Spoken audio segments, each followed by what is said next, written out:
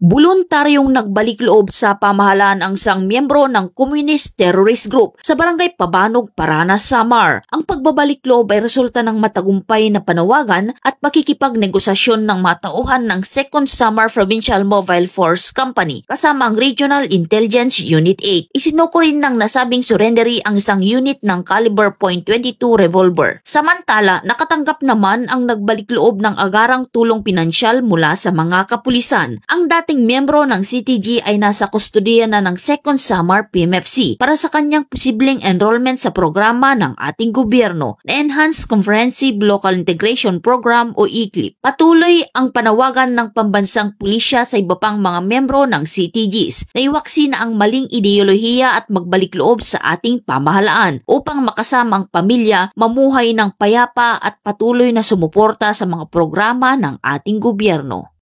Mula dito sa Eastern Visayas, ako ang inyong PNN correspondent, Patrolwoman Palafox, alagad ng batas, tagataguyod ng Balitang Pulis.